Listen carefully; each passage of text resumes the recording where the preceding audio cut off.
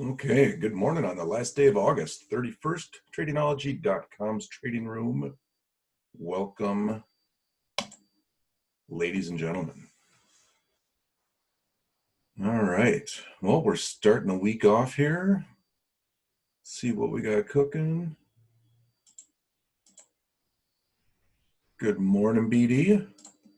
Good morning, Andre. Good to see you. And good morning, Dave. We'll unmute you. Good morning. How was your fine weekend? Good. It was kind of a weird weekend weather-wise. I always refer to the weather because we don't get a lot of good weather up here, and so I'm thinking, oh, there's my video. Yeah, we don't get a lot of good weather, and that's the thing that's kind of like bothering me as I get older. I want nice weather, which means I'm not long for New York State, I think. Probably a good non-correlation. Yeah, but it was good. How was yours? We had an epic weekend, fantastic weather, and Wow. about the most perfect wedding for my nephew and his now bride. Yeah, well, congratulations to them. Yeah, they did. It was a great ceremony, great reception. Good times were had by all. So congratulations, you too. In case he's watching, you never know. He might tune in. I know his dad does from time to time. Oh, definitely, congratulations.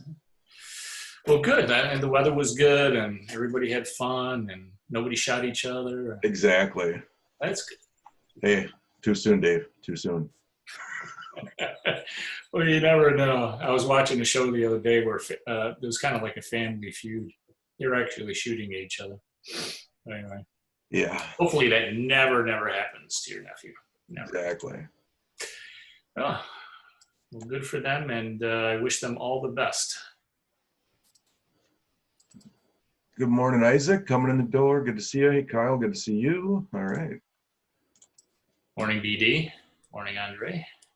We got a few interesting topics here. We should probably pull up quick just to show you guys if you missed it.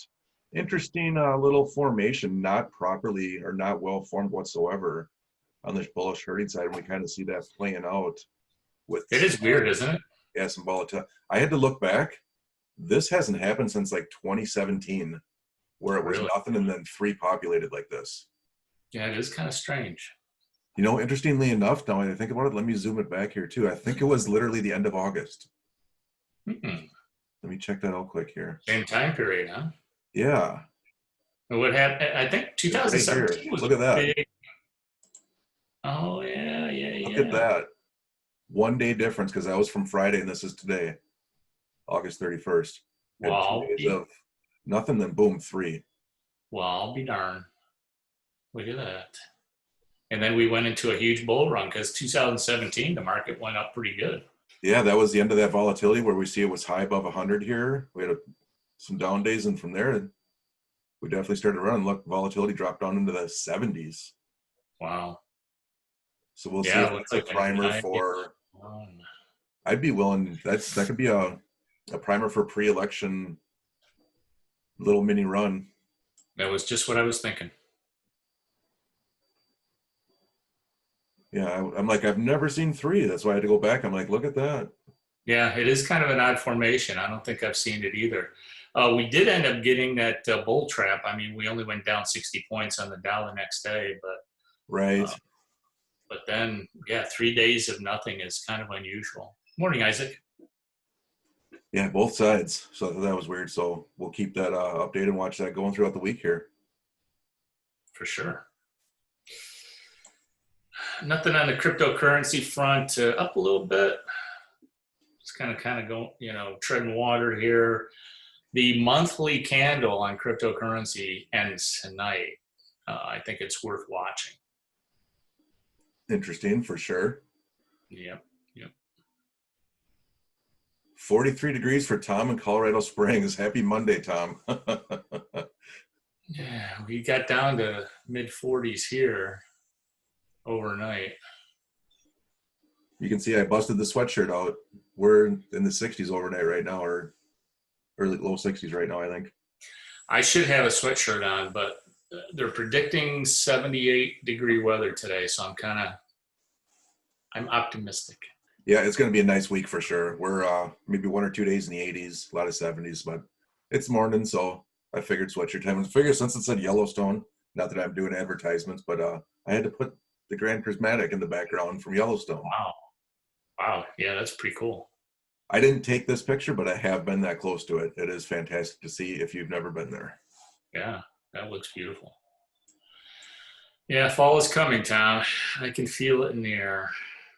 See, that's why I said like July is the new July is the new August, because July was like 90, 100 degrees every single day, which used to be August in our neck of the woods. And then August was really September. I mean, we have absolutely beautiful weather. Now it's cold. It feels more like October weather in September. Anyway, market is down a little bit, but we really don't have any indication that it's going to get too bad. We've got the internals just kind of,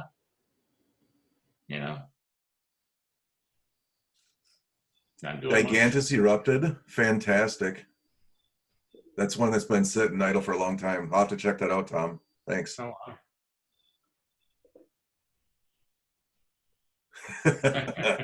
Perfect. It's funny how the brain works.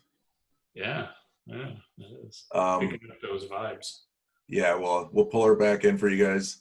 Mentioning there was some updates on the real-time update service that were posted at the end of last week. We wanted to definitely discuss. One specifically being this M2 money supply versus the inflation, and looking at these graphs. This is ridiculous. Yeah, it's pretty crazy. In fact, I did have a show with Brad on Friday. It was later in the afternoon. It wasn't live, but we recorded it, and I showed this as well, but I'll go into a little bit more depth here. If you go back to early 1970, like right in the 1970 area, a little bit further back. It's funny, my mouse is off from the line, Oh, so yeah. That's weird. Okay, well, anyway, yeah, right in that area, just before that, you get a dip in inflation, and then you get the big run up here. Big run up, and then that was the M2 money supply running up, and then about a year and a half, 2 years later, we get the big run up in inflation. So they're not. It looks like there's anywhere from a 16 to 18 or a 6 to 18 month delay between the increase in the money supply and the inflation rate. There we go. I fixed the mouse. Oh, good. Yeah, so if you guys can't see it, the red line is the inflation and the black line is the money supply. So now the mouse is working right in the graph. Right. So you got about anywhere from a 6 to 18 month, 2-year delay in increase in money supply and then the inflation. And interestingly enough, though, the amount of money printing that they did in 2008, 2009 financial crisis didn't result in a big inflationary period. We haven't had it. That's because the forces of deflation have been stronger than inflation. It's a deflationary period. But I think because of what we see on the right side of that chart, with the massive amount of stimulus and the increase in the M2 money supply, we will. And this has surpassed 1943 back here with a 17%. That was a previous massive growth. As Dave was saying there, here's the dot-com bust, 2001, 2009. I'd have to look. I don't believe historically that they dumped the Fed funds rate down to zero until 2009, right? That wasn't something they leveraged as strongly. Yeah, early 2008 or 2007. I think it was actually 2007. Short-term interest rates are up around 3-4%. After that, in early 2018, they started dropping them really, really sharp. Almost went to zero. So we look at the run up here from 2010, I find interesting as well, where, as you say, it typically follows. And now they're almost, yeah. Wow, if it follows this, where's this red line going? Yeah, exactly. And that's going to be anywhere from 6 to 18 months out. So if we're looking at I mean, commodity prices, cryptocurrency, stocks. I mean, I could see a lot of volatility in stocks going forward, but I think that 40,000 that I was calling for a few months ago looks a lot more of a higher probability with this kind of money printing in the M2 money supply. So anyway, that's just something I thought was interesting here. Yeah, I find it. You mentioned cryptos and what's happening there. I was looking at our friends Fred, and Yeah. shot you this note. They are now. Well, I'll come back to that one later. And that one, this one. Yeah. You can actually see Coinbase's reporting of Bitcoin, Ethereum, and Litecoin now from the Federal Reserve. Yeah, it's interesting they're tracking the Bitcoin prices. I'm not sure why Bitcoin Cash is in there. Yeah, it looks like it was invented there, so they started tracking 4 of them. So I just kind of tripped across it where I didn't even know they were there. So I just thought I'd bring it up. Not that they're doing anything with it, but just that the fact that it's on there. Well, Bitcoin Cash is a fork of Bitcoin. Roger Ver had disputes with the original Bitcoin developers, and he basically did a hard fork of Bitcoin, and that's what created Bitcoin Cash. If you had one Bitcoin back then, you got one Bitcoin Cash as well. Yeah, it's interesting that the Federal Reserve is tracking this. Just sure why. Yeah, just be aware. I mean, I think they consider it part of the economy now, maybe, that they're, tracking these prices. Right. And not that these graphs have been available since 2016, but they're just pulling in the data from back then. Mm-hmm. And this is always the great one of everyone tries to report it, right? Well, the stock market's great. Everything's fun, right? No, the stock market is not the economy. Here's the overlay. The blue line is the Dow. The red line is the economy. And look at where it just went. Yeah. Seriously, in the toilet. So that graph that you showed of the M2 money supply, they're going in opposite directions. Yeah, they're going wrong. And that's probably going to be this way. That's probably going to continue. Yeah, real GDP dropping negative. Yeah. That's a lot. That's a lot.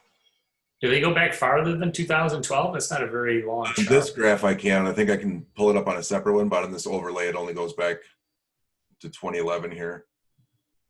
All right. Yeah, that's not a very long chart at all. But I'd like to see it when it really dipped down, maybe during World War I or World War II or something like that. This is a good one I did like. This is real versus potential. The blue line's the potential. Not sure how they calculate the blue. I could probably read about it. But look, comparing the last two turn downs, here's 2008 and 9. Here's the .com. And then look at the red line as you zoom in. I'll bring this back a little so you can see it. There's real. Wow. So you compare that downturn, what can we expect? Yeah.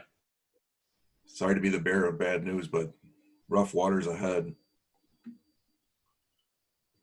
Yeah, unfortunately. I'm not logged in. This is all open access. You guys can all see this. Just a way of keeping your visibility and seeing what's going on out there. You can go right to Fred.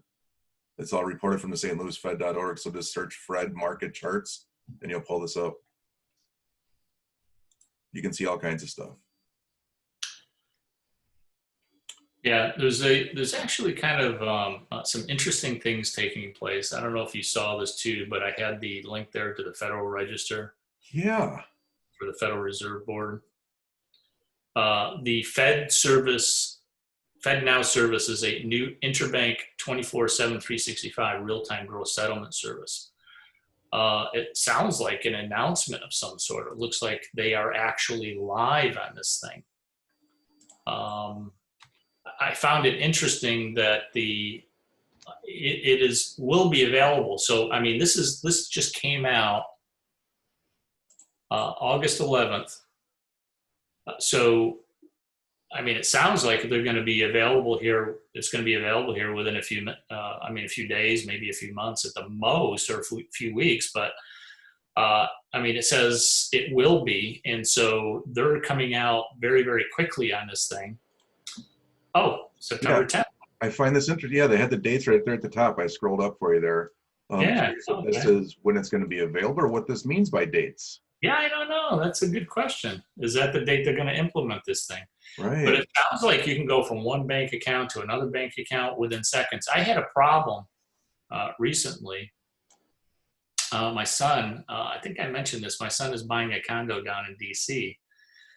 And he was, it's kind of funny. The underwriter said, well, you're $1,000 short in your bank account. We need you to have $1,000 more in your bank account or you can't close. Right. So he goes, well, I get paid Friday. No, you can't use that. We need it in there tonight before the end of the business day. So I had to PayPal him $1,000. Well, with the fees, it actually cost me $1,045. Right. Yep. But there was no other way to do it. Zelle, because I don't use it that much, limited me to 1,000 or 1,000 a day. But I didn't have his email or phone number listed in my account first. So I couldn't, I think it was limited to a certain amount, and then it had to settle, so it didn't go in right away to his account. The only way we could do it was through PayPal. And PayPal does an instant transfer within seconds to his bank account. I couldn't write him a check. There was no other way for me to give him the money. So, so this is, I've highlighted there, the entire process from one bank to the other will take place in a matter of seconds.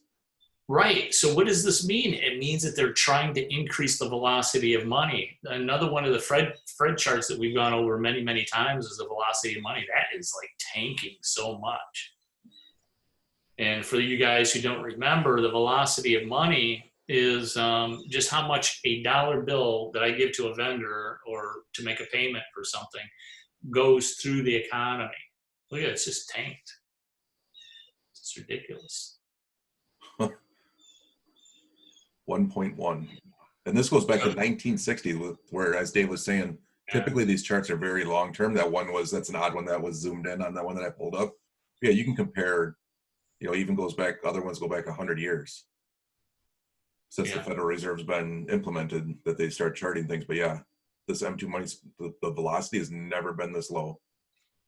So this is them trying to stimulate it any which way possible of getting money flowing again.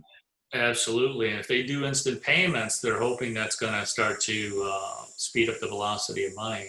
And two, right now, it's not doing anything at all. And I like this one too. Completed payments will be final, meaning they are irrevocable. Yeah. So no just kiddings. But it's interesting. They also provide in there kind of like there's a message. It goes to the recipient's bank. You either accept it or you don't accept it. So really the onus is on you to say, okay, yeah, I want this money or I don't want this money. And then and payments are final and not reversible, which is kind of interesting too, because what are crypto payments? Basically, that's an irrevocable final payment if you send it to somebody. I was reading through more of it too, and I found it interesting, not in the highlighted section, but just in general, where, yes, this is different than regular banking, where, as you mentioned, 24/7, 365 processing. Doesn't matter when the banks open and close. This is running, with the exception of some holidays. Check this out, see if I can find it. So they still have end of day balances. They still have to track things and report things. So now, the service will be available even on, including weekends and holidays. Yeah, there was one more I saw right here. Typically, since banks use this FedNow service, however, if they're closed for whatever reason, you can still have existing private sector service may need an alternative. Well, I wonder what that alternative will be. Huh. That's interesting. But this is talking about this FedWire fund service. So this isn't the same FedNow service. they call it a Fed wire with a registered trademark on it. Yeah, yeah. Wait a minute. If they're, yeah. So yeah, government agencies can't register a trademark on anything. Why are they? Obviously, they are not a federal government agency. Not even quasi-federal government. So I got a kick out of that one. yeah, I got a kick out of that one too. So good. I put the link in the article. Good reading for you guys. Check it out. They do have the .gov website though, which is kind of an oxymoron, right? Yeah, interesting stuff going on. I think they want to increase the velocity of money. They know the velocity of money is down. They know the M2 money supply is up. They can't get it moving. If they want to stimulate the economy, like they said, they're going to have to increase the velocity of money. Let's just hope XRP is part of that mix, because it is the fastest transferring cryptocurrency in the world. Yes, Tesla and Apple split, so more people can afford it on Robinhood. Yeah, 5-1 for Tesla and 4-1 for Apple. The only reason you want to split a stock is because more people can afford to buy it. And so they want the stocks to go up. They split it. Now it's more affordable because, look at Berkshire Hathaway. He's never split. And what is Berkshire Hathaway now? Oh, 300,000 last time I looked. And speaking of which, yesterday was Warren's 90th birthday, I believe. Wow. All those Cokes. Secret to longevity. So that'll make it fun for looking at historical charts like on Tesla here. They got their 5-1 splits, and now it's reporting at 400. So you don't get to see it at 2,000 anymore, 2,200, whatever it made to. Yeah, what was Tesla's split? 4-1? 5-1 on Tesla. 5-1, so it's going to be down around $90, $85. Wow. Or is this post-split already? No, it can't. Is it? Yeah. It wasn't. Was it 2,000 before? It was. It was over $2,000. Ah, okay. So this is post-split, which I find interesting. I've never really, I trade stocks here and there historically, but I never follow them that closely. So I've never looked at, charts after a split like that or after a reverse split. Obviously. Yeah, they backdate everything, so you can't even tell there was a split. Yeah, that's odd. It happened a couple of times in ETFs too. It's almost like a dirty trick. Pull up Berkshire. Let's see what Berkshire's going for. It's BRK.A. .A, yeah. There you go. Or hyphen A or slash A? No, they got it /A there, but it's .A usually. 328,000, never done a split. So basically, yeah.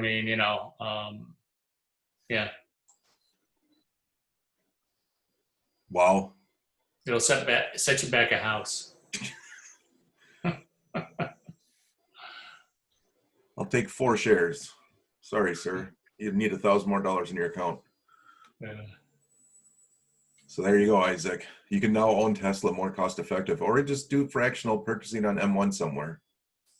You can buy it that way. You don't have to have a 300. Wonder if you can buy Berkshire on M1. Yeah, you might be able to do M1 and do like $100. Yeah, 1/320,000th of a share you get. It's like 1/1000th of a Bitcoin. Right. So yeah, we had a little downturn on the internals, kind of settled down there. Little slowly downtricking on the volume, but nothing real crazy. But it looks like we're starting to point up, so we could have some additional downward movement. We'll see. ES is right around flat. YM's down 0.5%. NQ's up, so there's a big divergence. I need to get a YMNQ chart back on. That'd be a massive. Yeah, I wonder where 1.5 move there. Holy cow! Yeah, the NQ. Wow, it's just incredible. I'm gonna guess it's around 0.25 or 3.0 right now. But yeah, the NQ is up 89. YM's down 167. So the move has got to be pretty massive on the YMNQ. We got negative supply and demand, positive strength trend, and the move price is going up. That's interesting. All the internals have been messed up for a while, and I don't know. I think that in a lot of times what happens is that you have to follow the spreadsheet. You got to go with the spreadsheet. You got to go with the bullish and bearish herding. Otherwise, the internals can be misleading at times. If you're watching them and you think, oh, this market's got to go down, but you got the NQs, especially in the internals on the NQs going up, it means that the top shares in the NASDAQ are going up. That's all it is, because the index reflects the biggest shares there in the NASDAQ. Yeah, with So the weighting. Yep. yeah, so so you got the index stocks going up that weigh on the index, but the rest of the market declining. And you can see that through the further separation of volume versus issues. I can't talk anymore. Look at the big separation from Friday. Yeah, that was big. That was big. So that's the other thing to keep your eyes on.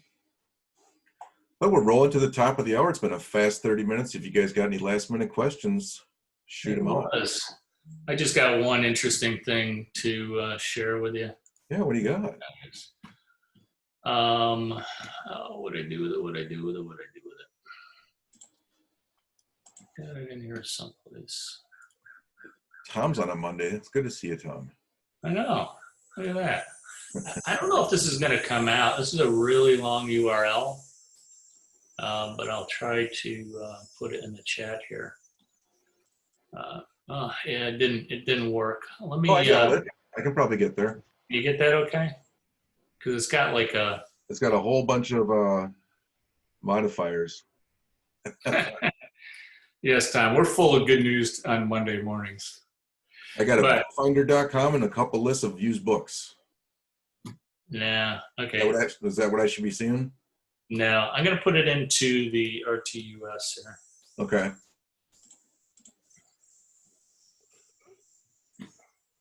If not, I'll take the screen real quick. Or you tell me, is it this? It's the Richard Feynman book. I was going through I collect first editions and rare books, and I was going through Bookfinder, kind of seeing, what my books were. I haven't valued them in years, and I started doing a search through some of the books, and I came across a auction site that had this book listed. Did you find it? Richard Feynman book? No, it looks like a different list, so I can give you the reins if you want. Yeah, give me the reins here. All right, you are a co-host, and I'll just share this quick because if you ever see this book, you definitely want to find it, because it shocked me totally that this book was worth so much money. This is it's Richard Feynman is the author. I follow him on Twitter, and he is a physicist. I think he won the Nobel Prize or something like that. And this is a 1985 eighth printing. This is an eighth printing. It's not even a first edition for $12,500. It absolutely shocked me that this book was selling for so much money. Here's a listing from Biblio, and there's only 11 up here. And some of them are signed, some of them are not signed. But evidently, this is he's a Nobel Prize winning physicist, and he is one of the physicists who developed the string theory. Oh. And I could not believe, I just can't believe that this book is so expensive. Oh, geez, they raised the price. There's another one for $34,000. Wow. Just absolutely incredible. Here's what the cover looks like in case you ever run into one. The title is Surely You're Joking, Mr. Feynman, Adventures of a Curious Character. And basically it's kind of this, I guess it's just essays or maybe a biography or something. Well, etch that name in your brains if you ever trip across it, right? Yeah, that's like completely out of the blue that this book would sell for $20,000. I think I'd spend a lot more than $4 to ship it if I'm shipping $20,000. Yeah, it's just That's a little crazy. You can't tell some of the books that are for sale that are worth a fortune, and they might be sitting in your library right now. So go check. All right, I got to go. Yeah. Go check my books. In fact, I was going through one of the Bibles. A lot of the I don't know if you can see this or not. It's my Bible on collected books. It's called Collected Books. Interesting. They don't print it anymore. You have to find used copies. Tom says Amazon's got Tom for $15. Go get it. Yeah, if you can buy it for 15 and it's an original, there's your arbitrage, man. Well, it seems like most of them are first editions, except for this one, which is an 8th printing, but it's signed. So the ones that are signed evidently have all the value. I don't know why. Fantastic. I guess other physicists are buying up his book. There's none left. Maybe he's got a secret in there. Maybe. Anyway, so make sure you get a signed one if you want some easy money. All right, guys. Thanks again. We'll see you tomorrow with more good news. Absolutely. Stay safe out there, man. All right, you too. Bye. See you guys.